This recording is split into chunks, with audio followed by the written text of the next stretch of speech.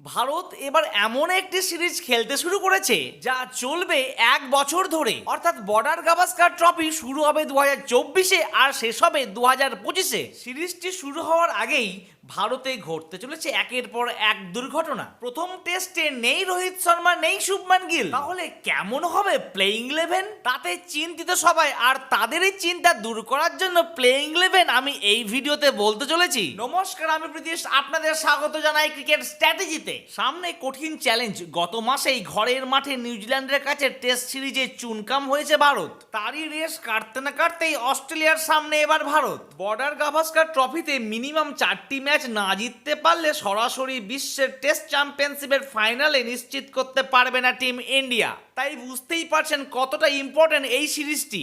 তবে এত চাপ থাকলেও সেগুলিকে উপেক্ষা করার পরামর্শ দিচ্ছেন গৌতম গম্ভীর। কিন্তু আপনাদের যতটা চাপই থাকুক না কেন, আমার ভিডিওতে লাইক আর চ্যানেলটিকে সাবস্ক্রাইব করতে মোটেই ভুলবেন না।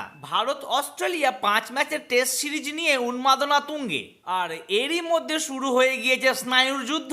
গত 2 অস্ট্রেলিয়া সফরে সিরিজ জিতেছে ভারত, এবার হ্যাটট্রিকের লক্ষ্যে। তেমনি বিশ্ব টেস্ট চ্যাম্পিয়নশিপের ফাইনালে যেতে এটিই শেষ সুযোগ ভারতীয় টিমের কাছে। ওয়ার্ল্ড টেস্ট চ্যাম্পিয়নশিপের গত 2 সংস্করণেই ফাইনালে উঠেছে ভারত। প্রথম টেস্টটিতে আমরা দেখতে পাবো না শুভমান গিল ও রোহিত শর্মাকে, তাই অ্যাজ এ ক্যাপ্টেন হিসেবে আমরা দেখতে চলেছি জসপ্রীত বুমরাকে। তাহলে এবার ভাববার বিষয় যে প্লেইং 11 কি হতে পারে। আমার মতে কেএল রাহুল আর ইয়শস্বী জয়সওয়াল করবেন ওপেন। তবে ফার্স্ট ডাউনটি নিয়ে সন্দেহে রয়েছে, হয় ঋতুরাজ, না হয় দেবদূত, না হয় অভিমন্যু। তবে আমার মতে এই 3 জনের রেসে সব থেকে প্রথমে রয়েছে ঋতুরাজ গায়কোয়াড়, তারপর নো ডাউট বিরাট কোহলি, ঋষভ পান্ত, ধ্রুব জুরেল, নীতিশ কুমার রেড্ডি। কিন্তু জাদেজা আর সুন্দরের মধ্যে সন্দেহ রয়েছে, দুজনের মধ্যে কেউ একজন খেলবে। তারপর আমাদের ক্যাপ্টেন অবশ্যই জসপ্রীত বুমরা, মোহাম্মদ সিরাজ আর আকাশদীপ কিংবা প্রসিদ্ধ কৃষ্ণা। যদি এই প্লেইং 11 হয় তাহলে দুজন প্লেয়ারকে আমরা টেস্টে ডেবিউ করতে দেখব।